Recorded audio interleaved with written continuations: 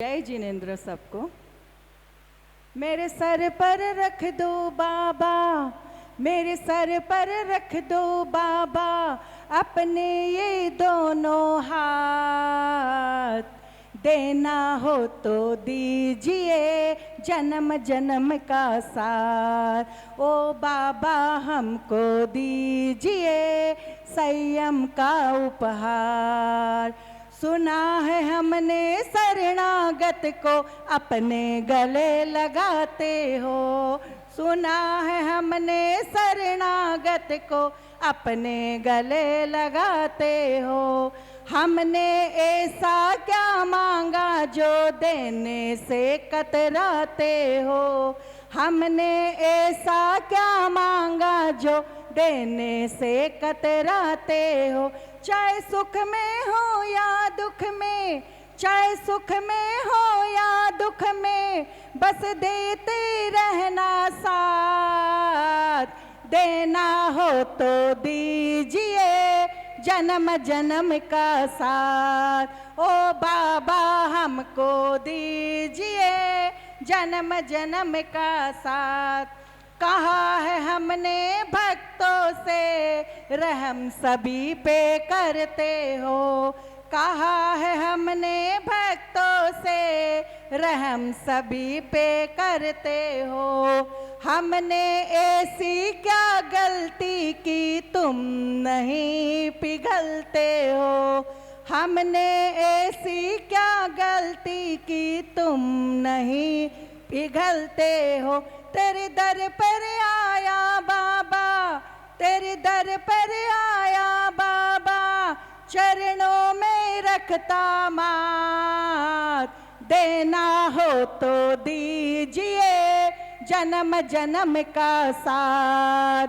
ओ बाबा हमको दीजिए जन्म जन्म का साथ। जय जिनेन्द्र।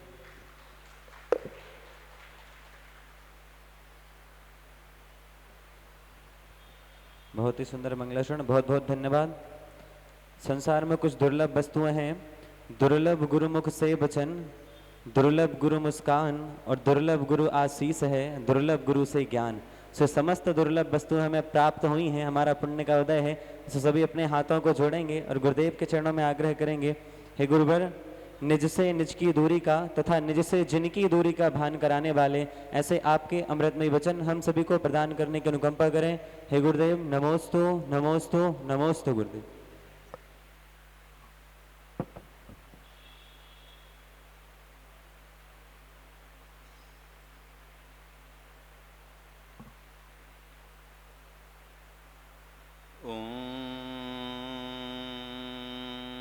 नमः सिद्धेभ्यः।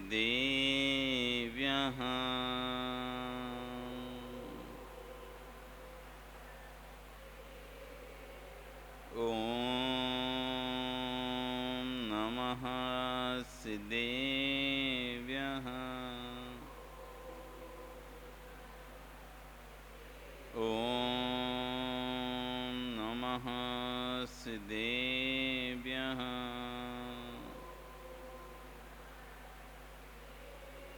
नमः श्रीवर्धमानाय निर्धूत कलिलात्मने सालोकानां त्रिलोकानां यद्विद्यादर्पणायते यद्विद्यादर्पणायते यद्विद्यादर्पणायते। नमो अरिहन्ताणं नमो सिद्धाणं नमो आयर्याणं नमो वज्रायाणं नमो लोये सविशाहुणं। बोले अनंत से परमेष्ठी भगवान की, आदिरम आदिनाथ भगवान की, वर्तमान शासन महावीर भगवान की, आचार्य कुंद कुंदेव स्वामी महाराज की, आचार्य समुद्र स्वामी महाराज की, आचार्य विश्व सागर जी महाराज की, अहिंसा में विश्व धर्म की।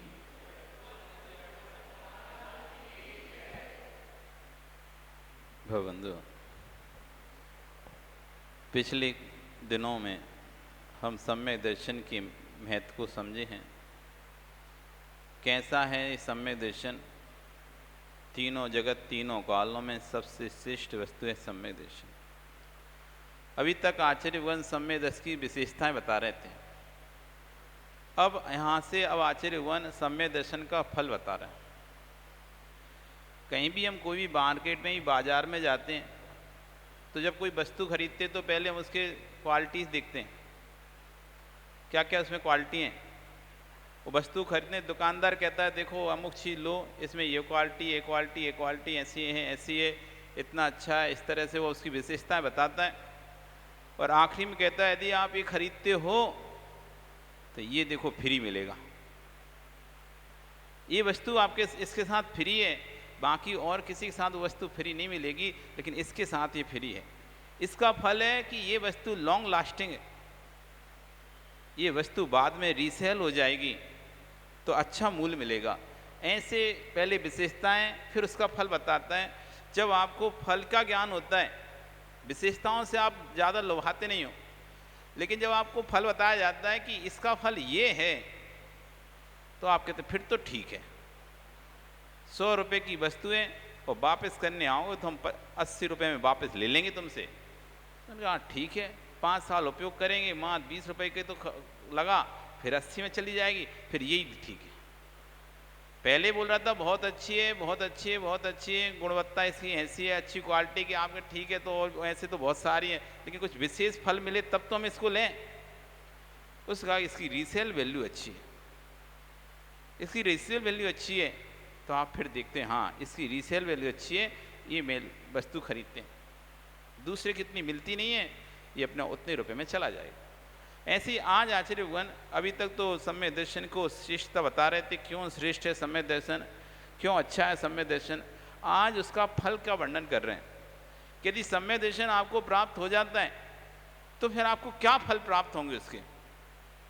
यदि आप एक बार सम्यक दर्शन प्राप्त कर लेते हैं तो आपको क्या उस भव में, उस पर्याय में, जब तक सम्यक दर्शन रहेगा, जब तक छूटेगा नहीं, मिथ्यात्व को प्राप्त नहीं, तब तक कौन कौन से फल आपको मिलेंगे।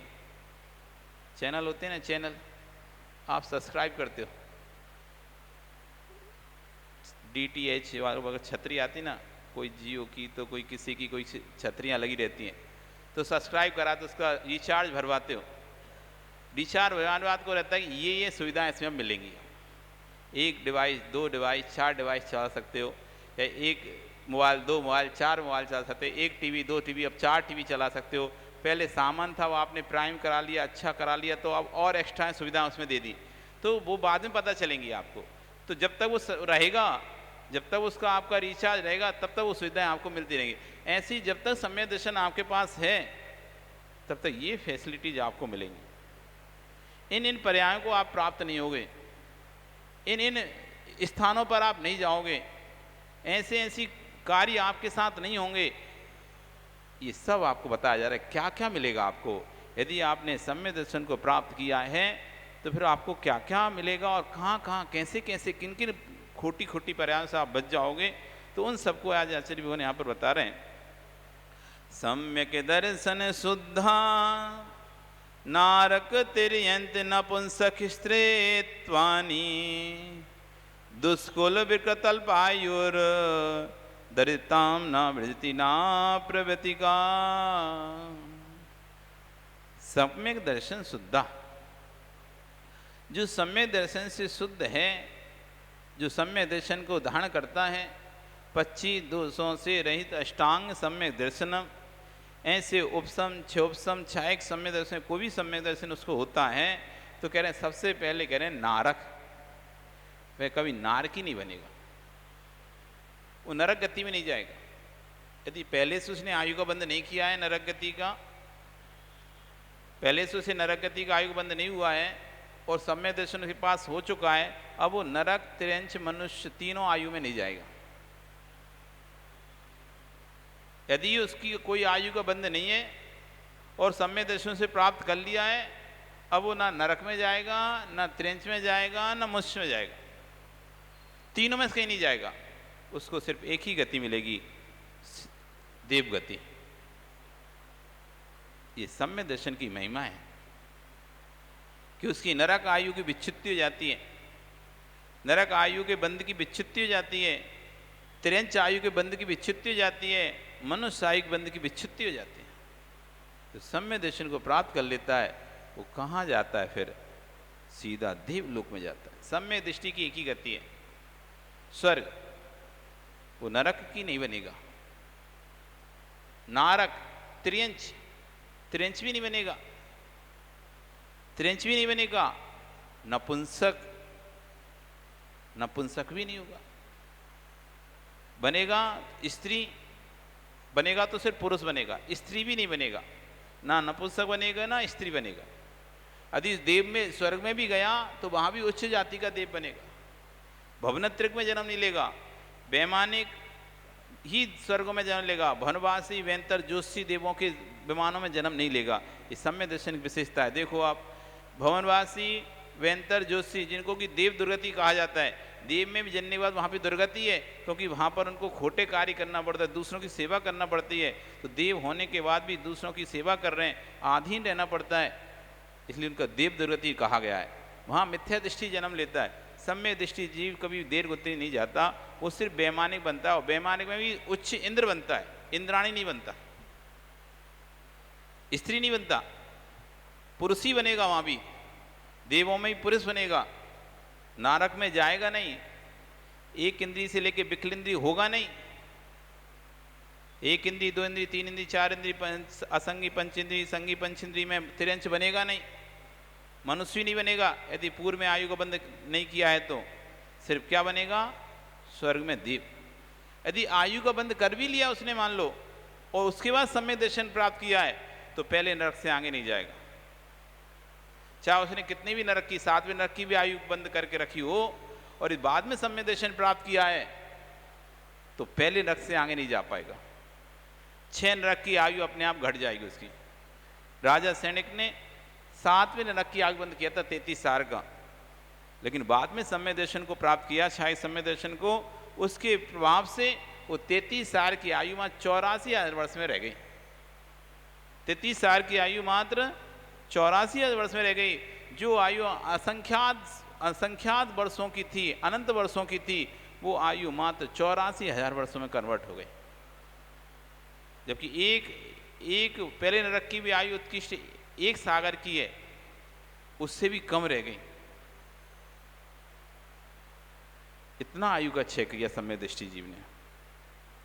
84 वर्ष इसलिए लेना पड़ा क्योंकि पंचम काल 21,000 वर्ष का है, फिर छठवा काल फिर 21,000 वर्ष का आएगा, फिर वापिस छठवा फिर 21,000 का आएगा, फिर पांचवा 21,000 का आएगा, 21 चौको 84, फिर जाके नहीं चौथा काल आएगा, तब वो 84,000 वर्ष से निकलेगा वहां से, तो सीधा चौथा काल में आकर पहला तीर्थंकर बनेगा, भविष्य का प्रथम तीर्थंकर बनेगा। इसलिए 84,000 वर्ष की उसकी आयु रहे। 21 पंचम काल के, 21 छठवें काल के, फिर 21 छठवें काल के, फिर 21 पंचम काल के, फिर चौथा काल आएगा। तो यदि उसने आयुबंध भी किया है तो पहले नरक से आगे नहीं जा सकता। और यदि आयुबंध पहले तिरंज का कर लिया है या मनुष्य का कर लिया है, फिर उसके बाद सम्यक दर्शन हुआ है, तो भोग भूमि में जाएगा, भोग भूमि जाके तिरंज बनेगा, भोग भूमि जाके मनुष्य बनेगा, कर्म भूमि का मनुष्य नहीं बनेगा, ना कर्म भूमि का तिरंज बनेगा। जहां पर उसे किंचित भी दुख नहीं होगा, ऐसी भोग भूमि उत्पन्न होगा, वो भी उत्तम भोग भूमि उत्पन्न होगा, जहां के लंबे समय तक वो भोगों को भोगेगा। और किसी भी आयु को बंद नहीं किया है तो सिर्फ उसकी एक ही आयु है। कौन सी आयु? देव आयु। तो सम्यक दर्शन से शुद्ध है ऐसा जीव ना तो नारकी बनता है, ना त्रियंच बनता है, ना नपुंसक बनता है, ना स्त्री बनता है। दुष्कुल खोटे कुल में जन्म नहीं लेगा। वो जो हीन कुल हैं, जिन कुलों में सम्यक दर्शन को प्राप्त करने की पात्रता नहीं, जिनमें दीक्षा लेने की पात्रता नहीं है, ऐसे खोटे कुलों को, खोटे कार्य करने वाले कुलों को, जहाँ पर जीवों की हत्या हिंसा होती है, ऐसे कुल में कभी भी सम्यक दृष्टि जन्म नहीं लेगा, सम्यक दृष्टि जन्म नहीं लेगा।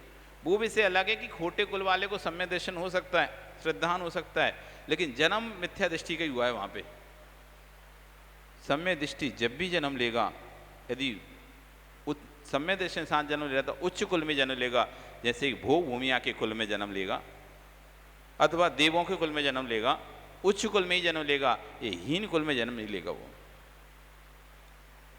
फिर कह रहे विकृत सम्य दृष्टि जीव कभी भी मर के विकलांग नहीं होगा, उसके कोई भी अंग भंग नहीं होंगे, ना हीन होंगे ना अधिक होंगे। जो सम्य दृष्टि जीव मरकर जब भी कहीं भी जन्म लेगा तो सर्वांग सुंदर होगा। कैसा होगा वो? सर्वांग सुंदर होगा, सुमुख होगा, लोगों को आकर्षित करने वाला उसका चेहरा होगा, लोगों को प्रभावित करने वाली उसकी भाषा होगी, सब प्रकार के उसके अंगोपांग एकदम व्यवस्थित होंगे और मनोहर होंगे। व्यवस्थित होना और मनोहर होना दोनों में बहुत अंतर है।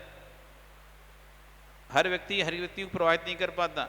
एक व्यक्ति को देखते से लोग प्रभावित हो जाते हैं, वो कुछ बोलता भी नहीं है, कुछ कहता ही नहीं, लेकिन उसका भावमंडल आवामंडल चेहरा देखते ही व्यक्ति उसकी ओर खिंचा हुआ चला जाता है, उसकी ओर आकर्षित हो जाता है। ये सम्य दृष्टि जीव है। उस सम्य दृष्टि जीव के कभी भी कोई भी अंग भंग नहीं होगा, विकृत नहीं होगा। फिर क्या? अल्प आयु। सम्य दृष्टि जीव कभी उसका अकाल मरण नहीं होगा, अल्पायु नहीं होगा, पूर्ण आयु लेके आएगा। किसी आयु लेके आएगा? पूर्ण आयु लेके आएगा। अल्प आयु, छोटी आयु मर जाते ना, 30 साल में मर गए, अकाल मरण नहीं हुआ, लेकिन आयु 30 साल की थी व्यक्ति की। एक होता है सकाल मरण, एक अकाल मरण, अपने काल में मरना। अब काल किसी का 25 साल का ही था, वो 25 साल जी के मर गया, जबकि एक औसतन मनुष्य की आयु होती है 70 वर्ष की। 70 से 80 वर्ष तक एक व्यक्ति जीता है, और अतिरिक्त हुआ तो 100 वर्ष तक जीता, तो एवरेज आयु 70 वर्ष की है। तो 70 वर्ष का जो जीता है मान लिया जाता है कि वह पूर्ण आयु है, ये दीर्घ आयु कहलाया। 70 वर्ष जिसने पार कर लिए उसे क्या कहते हैं? दीर्घ आयु कहने लगते हैं। जिसने 40 वर्ष पार कर लिए ये मध्यम आयु वाला जीव है, और जिस 40 वर्ष तक के पहले जो मर गया ये अल्प आयु वाला जीव है। इसकी आयु कम थी, 40 वर्ष में ही चला गया। क्योंकि व्यक्ति 60 में जाता है, जितनी कम उम्र में जाता है उतना अधिक दुख लोगों को होता है, और जैसे जैसे बड़ी उम्र में जाता है, हाँ भैया भोग लिए, भोग सब तो कर लिए, अब क्या रह गया था भोगने के लिए। तो 70 वर्ष का कोई बुजुर्ग जब मरण को प्राप्त होता उतना दुख नहीं होता जितना 50 वर्ष के व्यक्ति के मरण का दुख होता है, और 50 व्यक्ति के मरण का उतना दुख नहीं होता है जितना 40 साल के अंदर के व्यक्ति के मरण का दुख होता है। आदमी कहता अभी तो उसने देखी क्या था दुनिया, अभी तो बच्चे ही छोटे छोटे हैं इसके, अभी तो बच्चे ही छोटे छोटे हैं, और ये चल बसा, अब इन बच्चों का क्या होगा। जब 50-60 वर्ष में 50 वर्ष में कोई व्यक्ति जाता है, अभी बच्चे बड़े हो गए थे, बस शादी और कर देते, सेटल हो जाता तो ठीक था, बस इतना बोलेगा वो। 50 वर्ष में कोई गया है तो उसका कहेगा थोड़ा और रुक जाता तो पोतों की शक्ल देख लेता, बच्चों को सेटल कर लेता। वहाँ की बच्चे तो बड़े हो गए, अपने पैरों पे खड़े हो गए, बच्चे बड़े भी हो गए, पैरों पे खड़े हुए अपना व्यापार करने लगे हैं, अपना काम करने लगे हैं, तो इतना लोगों को नहीं लगता ही ठीक है वो तो अपने हो गया। बस यही था कि पिता शादी वगैरह और कर देता तो सामने शादी हो जाती तो अच्छा रहता, बस इतना दुख होता है लोगों को। और जब 70 वर्ष के ऊपर जाता है, ठीक है अच्छा हुआ, फालतू ज़्यादा रहते तो कुड़ कुड़ के मरते। अच्छे चले गए, अच्छे चलते चलते, फिर तो ये कहता व्यक्ति हाँ बढ़िया हुआ, चलते चलते चले गए। यदि हाथ पैर रुक जाते तो बिस्तर में पड़े होते, घसटते पड़ते, वहीं मूत्र करते, वहीं लघु शंका दीर्घ शंका कर रहे होते। वो तो बढ़िया रहा, उनका तो बहुत अच्छा गए, किसी से सेवा ही नहीं कराई, मतलब खुश होता है आदमी। वो 70 साल से ऊपर का व्यक्ति यदि मरता है तो दुखी नहीं होता, खुश होकर बोलता है अरे अच्छी है, वो किसी से सेवा कराए बिना चले गए, बढ़िया अच्छी मृत्यु हुई, अच्छा वो हुआ, किसी से सेवा नहीं कराए, बीमार नहीं पड़े, अचानक चले गए, ठीक रहा, ज़्यादा शोक नहीं है उनका, क्योंकि उन्होंने अपना जीवन भोग चुके हैं। बच्चों को भी बड़ा कर लिया, उनको भी शादी करा दी है, उनके भी और पोते पाते हो गए, उनको भी सब देख लिया है, इसलिए कुछ बचा नहीं है, तो कह दिया जाता है ठीक है। तो जैसे ही 60 वर्ष की आयु पूर्ण होती है, 70 वर्ष होता है, तो आदमी कहता है ये दीर्घ आयु व्यक्ति था, ये अपनी पूरी आयु भोग कर मरा है। जो 50-60 वर्ष की आयु तक रहता मध्यम आयु था, इसने अपनी मध्यम आयु को भोग के मरा है। और जो 40 वर्ष के पहले मर गया ये अल्प आयु है, ये अपनी पूर्ण आयु को नहीं भोग पाया है। तो 40 वर्ष तक अल्प आयु, 40 से 60 मध्यम आयु, और 60 के बाद फिर ऊपर सर्व दीर्घ आयु। एक रेशु दिया हुआ है, ये रेसु दिया है, इस समय समय बदलता रहता है। पहले 100 साल के जब जीते थे तो 70 साल तक मध्यम आयु रहती थी, उसके बाद दीर्घ आयु मानते थे। अब 70-60 साल ही में आदमी चला जाता है, तो भैया इसलिए अब 50-60 साल तक मध्यम आयु, फिर उसके बाद दीर्घ आयु। तो जो समय दृष्टि है वो अल्प आयु नहीं होता, कभी उसकी आयु अल्प नहीं होगी, दीर्घ आयु लेकर आएगा। वो विषय अलग है, अकाल मरण हो जाए, बीच में किसी शख्स के घात से, विष के वेदना से, शत्रु के प्रहार से बीच में मरण को प्राप्त हो जाए, वो विषय अलग है। लेकिन उसकी आयु आएगी तो पूरी, एक पूरी आयु लेके आता है। एक व्यक्ति आयु कम लेके आया है। दो प्रकार के व्यक्ति हैं, दोनों व्यक्ति 40 वर्ष में मरे हैं। एक व्यक्ति की उम्र ही 40 थी इसलिए मर गया, और एक व्यक्ति की उम्र तो 80 थी, लेकिन किसी ने बीच में उसका गला घोंट दिया, जहर दे दिया, विष दे दिया, श्वास का निरोध हो गया, अथवा शस्त्र का घात हो गया, किसी प्राकृतिक आपदा का शिकार हो गया, कोई बिजली गिर गई, पर्वत गिर गया, नदी में बह गया, तालाब में बह गया, तो बीच में मर गया। पर आयु तो कैसी थी उसकी, दीर्घ आयु लेके आया था वो। तो समय दृष्टि कभी अल्प आयु लेके नहीं आता। समय दृष्टि जब भी जन्म लेगा तो दीर्घ आयु के साथ ही जन्म लेगा, तो दीर्घ आयु होता है। फिर कह रहे हैं दरिद्रता, दरिद्री नहीं होता। समय दृष्टि जी कभी दरिद्री नहीं होगा, संपत्तिशाली होगा, वैभवशाली होगा, धन धान से संपन्न होगा, भिखारी नहीं होगा, भिखारी नहीं होगा। सम्यक दृष्टि जन्म लिया है वो वाला व्यक्ति। जिसने बाद में सम्यक दर्शन करा है वो विषय अलग है। महाराज जी देखो तो जिसके पास कुछ नहीं किया वो सम्यक दर्शन नहीं हो सकता क्या? हाँ, वो बाद में सम्यक दर्शन कोई आस्था श्रद्धा प्रकट कर सकता है, जब देखे कि देखो मैंने पूर्व में कैसे पाप किए थे, उस पाप से मुझे देखो नीच गति मिली, आज मुझे दर दर की ठोकरें खाना पड़ रहे, और इस बात तो से जाति स्मरण हो जाए और बाद में श्रद्धा जाग जाए, तो भिखारी घर में भी सम्यक दृष्टि हो सकता है, चांडाल कुल में भी सम्यक दृष्टि हो सकता है। वो विषय अलग है कि बाद में सम्यक दर्शन किसी कुल में प्राप्त हो सकता है। लेकिन सम्यक दृष्टि मरकर, स्वर्ग से देव जो मरकर आता है च्युत होकर, सम्यक दृष्टि च्युत होकर कभी भी गरीब के घर में पैदा नहीं होगा, वो धनवान के घर में पैदा होगा, वो दरिद्र नहीं हो सकता। वो सम्यक के साथ मरण किया उसने। सम्यक की महिमा है कि जो सम्यक के साथ मरण करेगा वो ना तो कभी नरक गति में जाएगा, ना तिरंच गति में जाएगा, ना मनुष्य गति में जाएगा, ना स्त्री बनेगा, ना नपुंसक बनेगा तो सीधा स्वर्ग में देव बनेगा।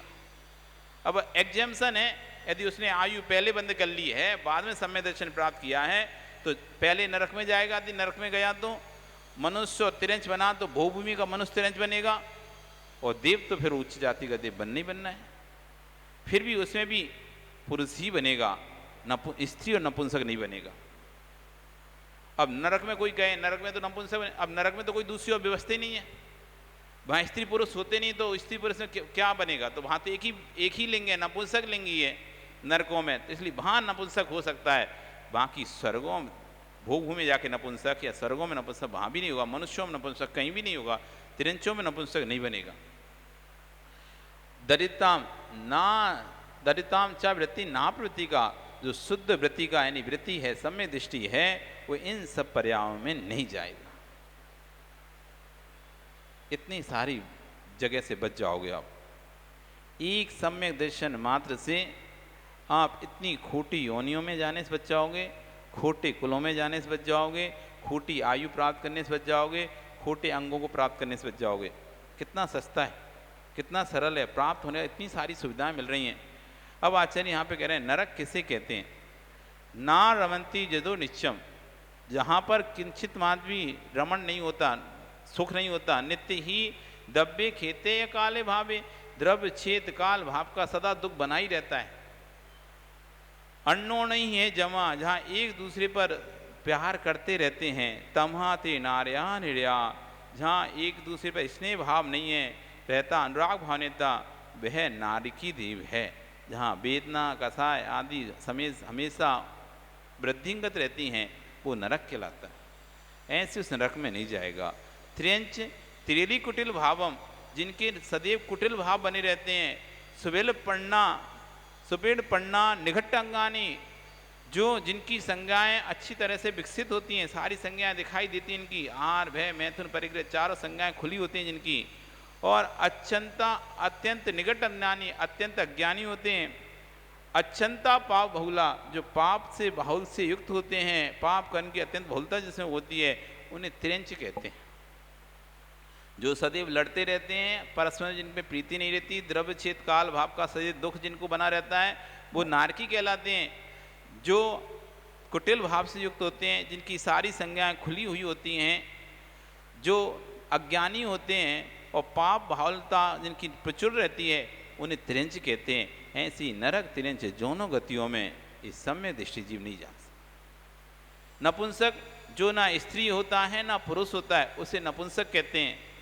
इनके दो भेद होते हैं, द्रव्यलिंग और भावलिंग नपुंसक। द्रव्यलिंग से नपुंसक और भावलिंग नपुंसक, उनका विषय आगे बताएंगे।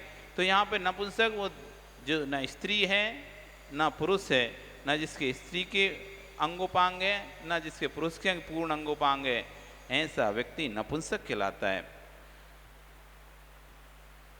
स्त्रीत्व, स्त्री तो आप समझते हैं, स्त्री वेद कसाय को जो स्त्रीपना प्राप्त होता है स्त्री कहलाता है। दुष्कुल,